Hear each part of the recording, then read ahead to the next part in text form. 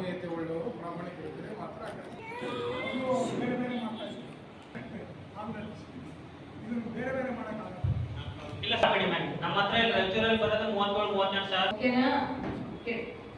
MRP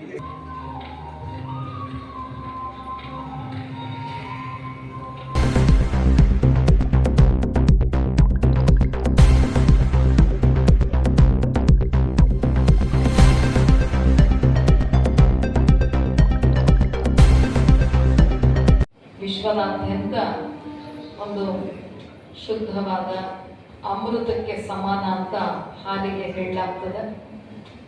ಹಾಲಿನ ಒಂದು ಶುದ್ಧತೆ ಅದು ಮಕ್ಕಳಿಗೂ ದೊಡ್ಡವರಿಗೂ ಆರೋಗ್ಯಕರವಾಗಿರುವಂತಹ ಒಂದು ಪದಾರ್ಥ ಅಂದರೆ ಹಾಲು ಅಂತೇಳಿ.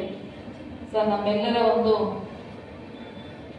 ಭಾಗ್ಯ, ನಮ್ಮ ರಾಜ್ಯ ಸರ್ಕಾರದ ವತಿಯಿಂದನೇ ಕರ್ನಾಟಕ ಮಿಲ್ಕ್ ಫೆಡರೇಷನ್ KMF ಇದು ಕಾರ್ಯನಿರ್ವಹಿಸ್ತಾ ಇದೆ. ಇದರ ಒಂದು ಶಾಖೆ ನಮ್ಮ ರಾಯಚೂರಿನಲ್ಲಿ ಸಹಿತ ಇರುವಂಥದ್ದು. ಈ ನಂದಿನಿ ಹಾಲಿನ ಒಂದು ಉತ್ಪಾದನೆಗಳನ್ನು ಮಾಡುವ ವಿಧಾನಗಳನ್ನು ಇದುವರೆಗೂ ನಮಗೆ ಮನವರಿಕೆ ಮಾಡಿಕೊಟ್ರು. ಯಾವ ಪ್ರಕಾರವಾಗಿ ಇವರು ರೈತರಿಂದ ಹಾಲನ್ನು ತಗೊಳ್ತಾರೆ, ಹಾಗೂ ಅದನ್ನು ಸಂಗ್ರಹಿಸ್ತಾರೆ, ಹಾಗೂ ಅದನ್ನು ಸರಬರಾಜುವನ್ನು ಮಾಡ್ತಾರೆ, ಹಾಗೂ ನಾವು ಹಾಲು ಯಾವ ಪದ್ಧತಿಯ ಪ್ರಕಾರದ ಹಾಲುಗಳನ್ನು ಉಪಯೋಗಿಸಬೇಕು ಅಂತ ಬಹಳ ಮನವರಿಕೆ, ಎಲ್ಲರಿಗೂ ಮನಮುಟ್ಟುವಂತೆ ಅದನ್ನು ತಿಳಿಸಿಕೊಟ್ರು. ಅನೇಕ ನಮ್ಮ ಪ್ರಶ್ನೆಗಳಿಗೂ ಸಹಿತ ಉತ್ತರವನ್ನು ಕೊಟ್ಟಿದ್ದಾರೆ.